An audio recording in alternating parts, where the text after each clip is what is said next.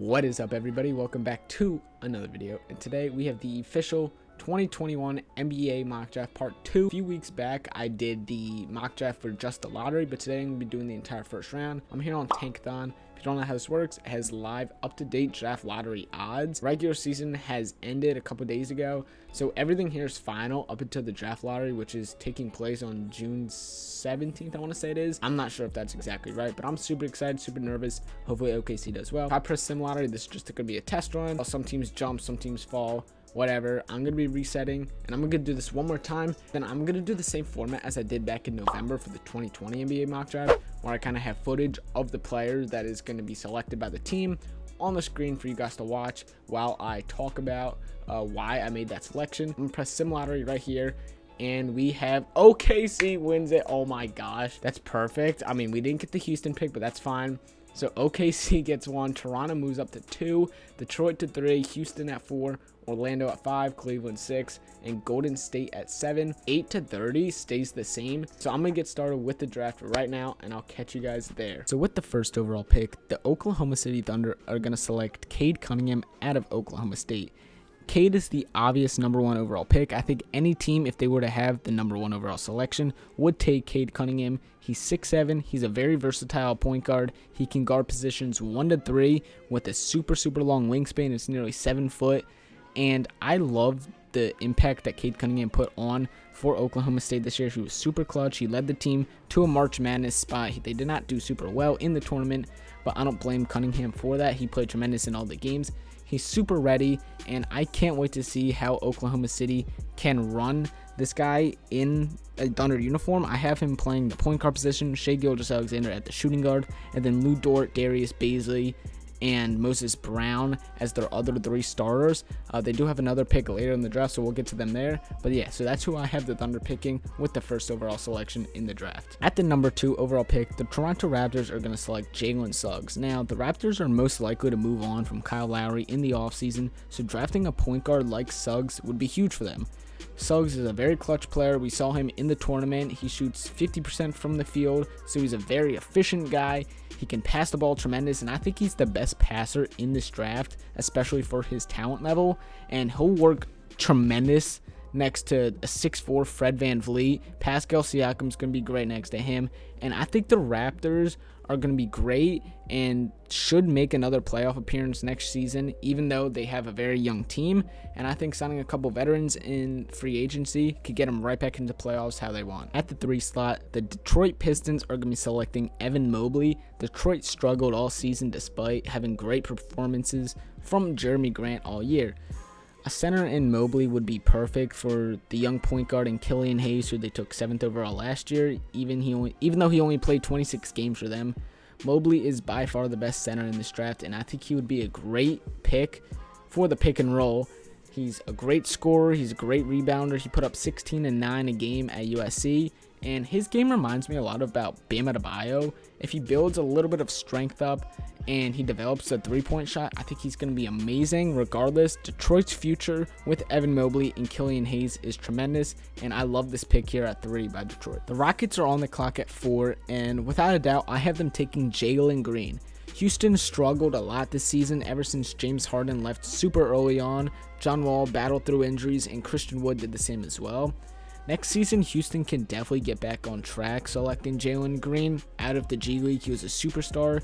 He's 6'6" guard. He has a ton of upside, and I think they can really get a stud in the draft, taking him at 4. He's a matchup nightmare in the NBA. He's a crazy combo guard. He has a ton of potential. He's a tremendous finisher at the rim. He could dunk it. He can lay it up on both sides of the backboard.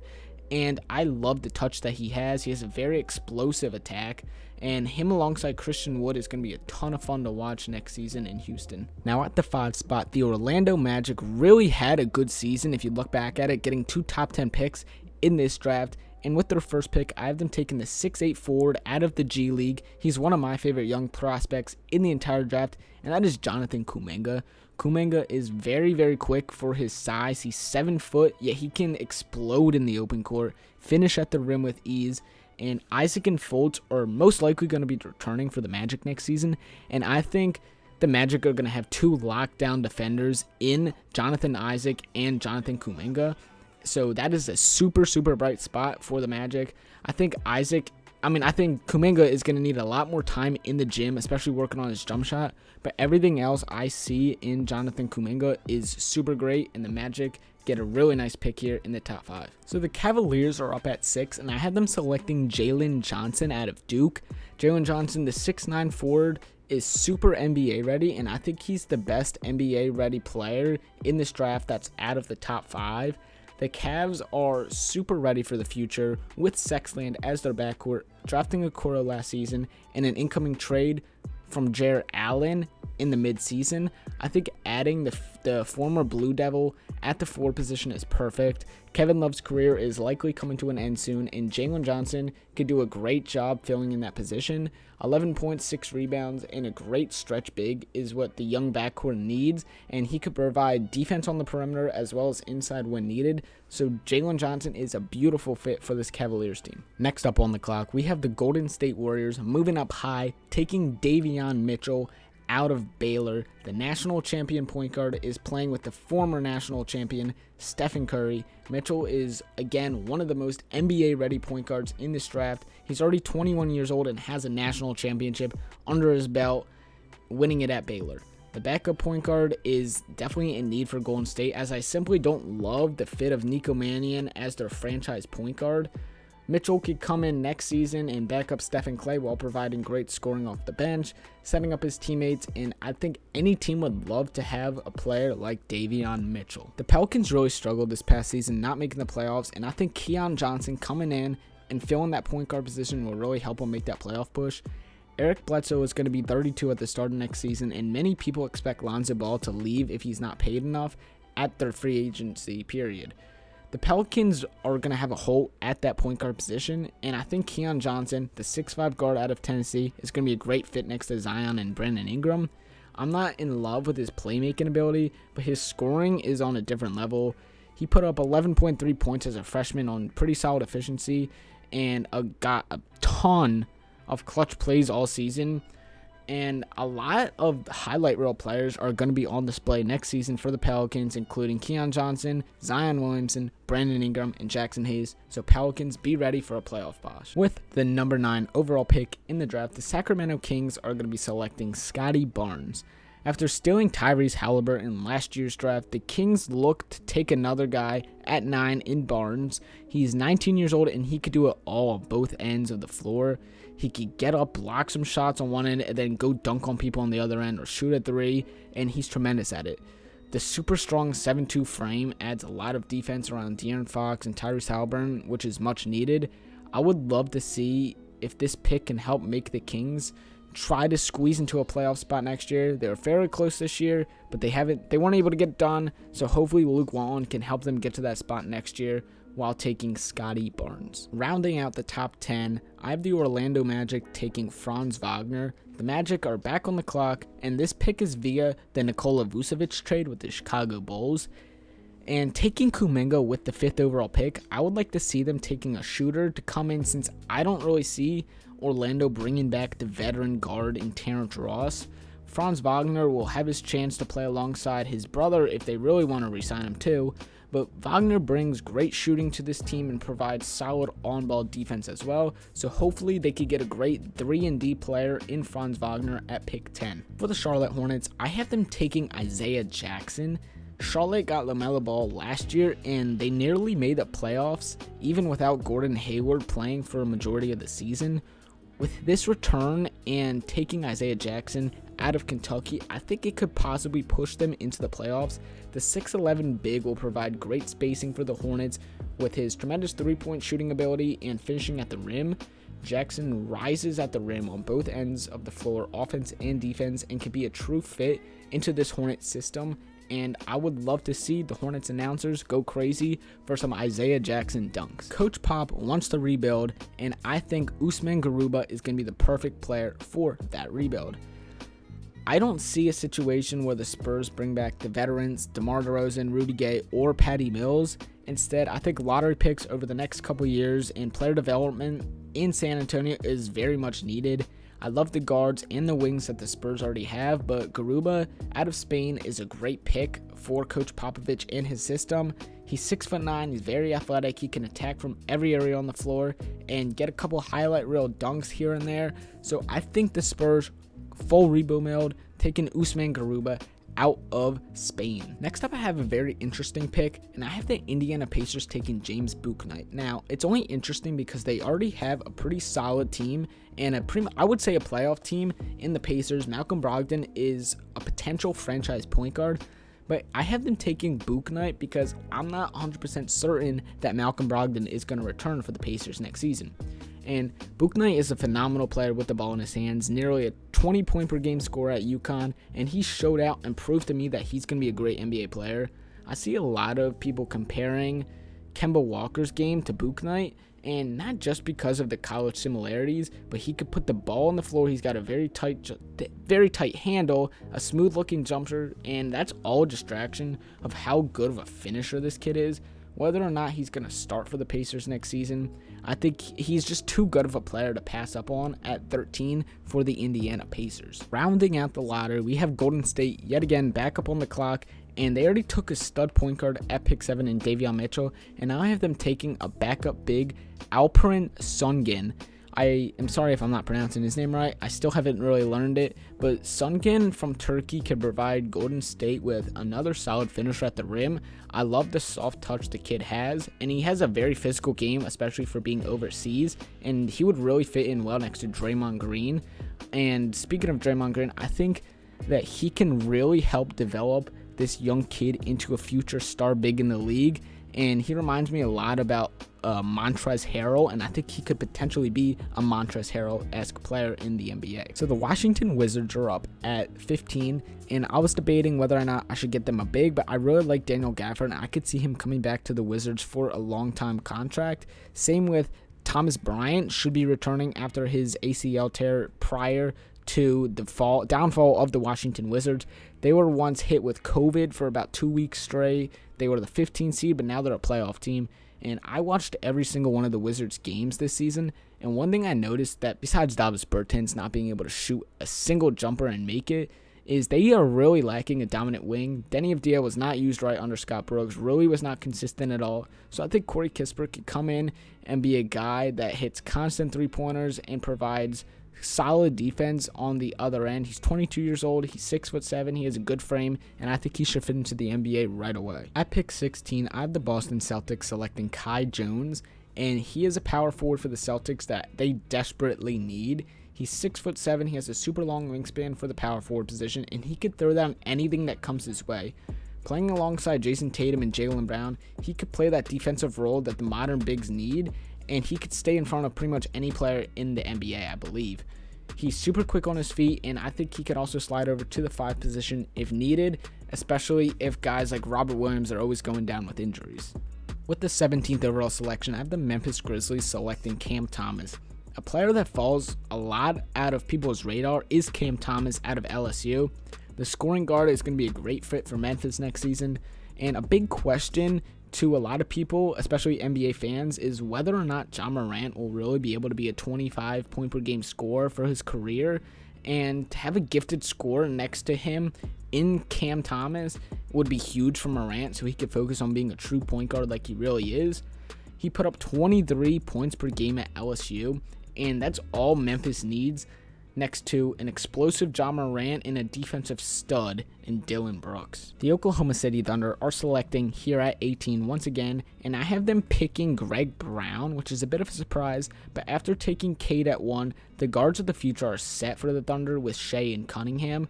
Moses Brown is a center I really like, but Jones could come in and provide more of an attack at the rim. At 19 years old, 6'10", Greg Brown can really provide OKC with another monster of a big, and finishing for a big like he can is insane to me.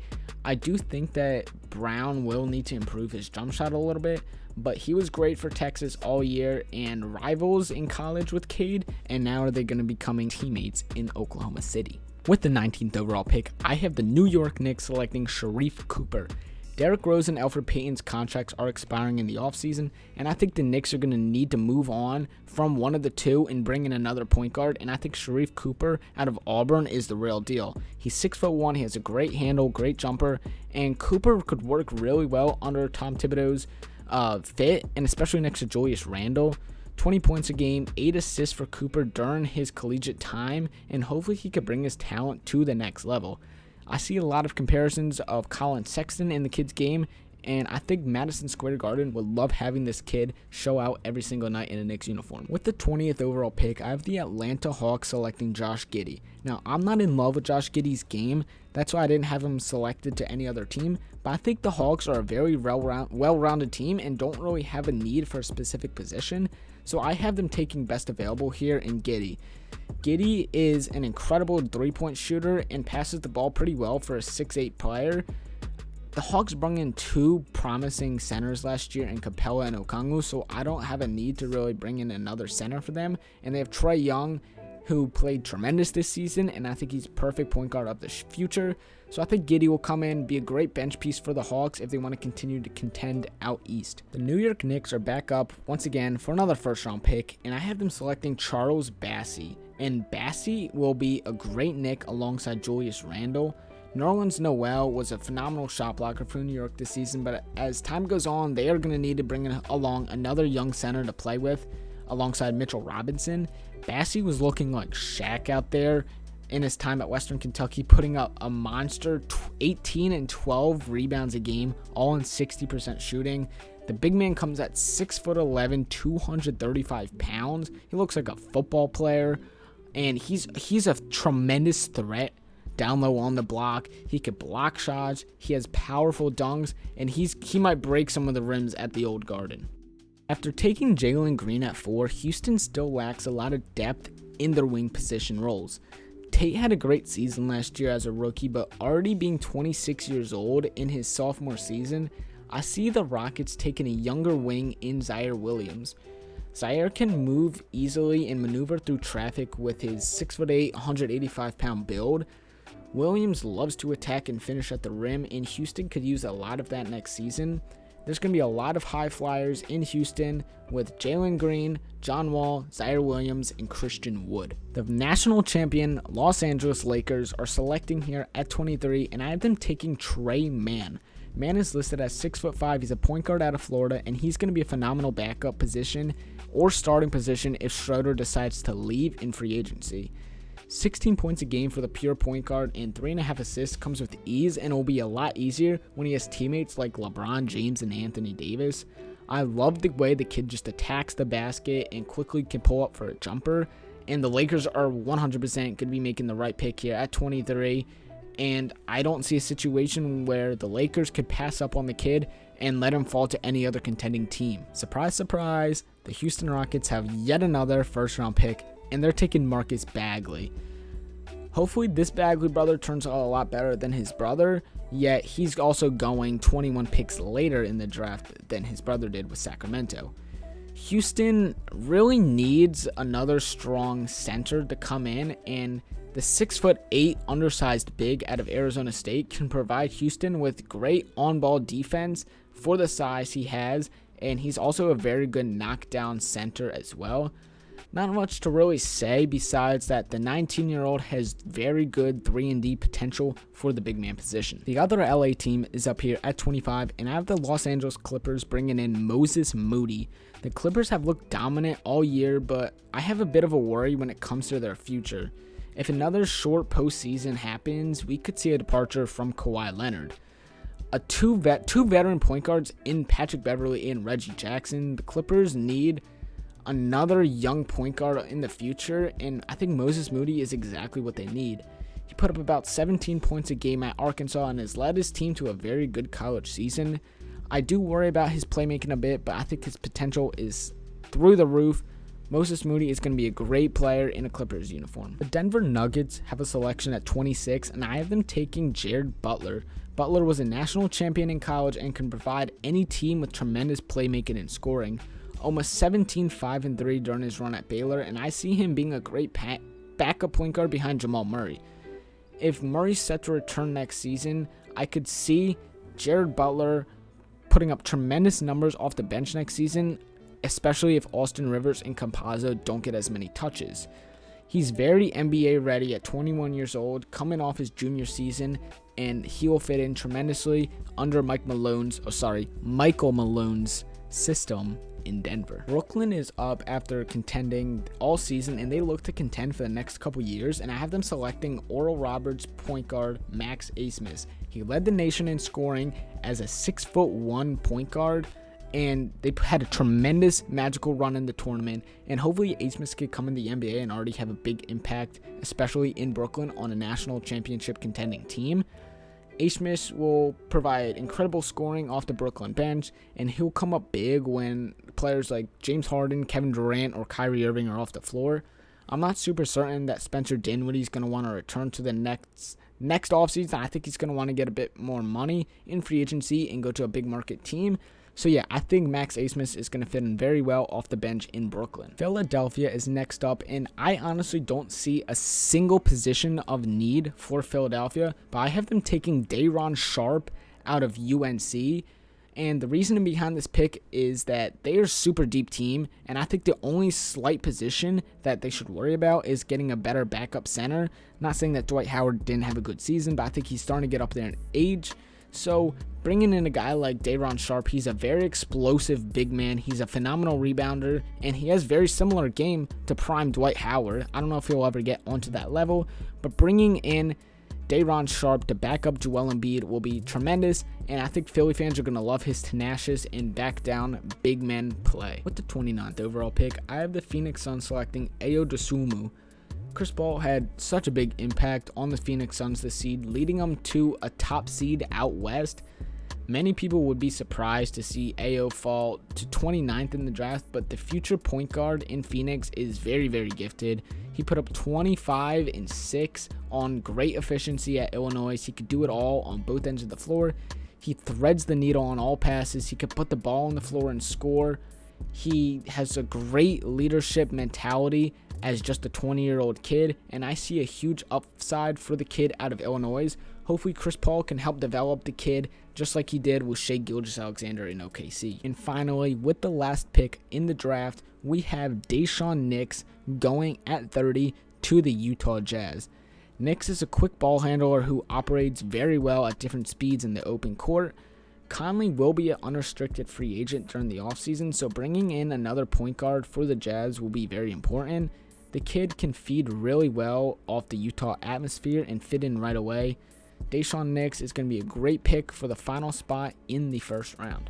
Alright, so that's going to wrap up the video. I hope you guys really enjoyed it. It took a lot of time to edit this video, put a lot of thought into all the picks. Hopefully you enjoyed it. If you did, leave it a like. Let me know in the comments below if I did a good job drafting for your team or if I didn't and I absolutely sucked. I'm super excited for the draft. Hope you guys enjoyed the video. If you did, leave a like. Once again, I'm out. Peace.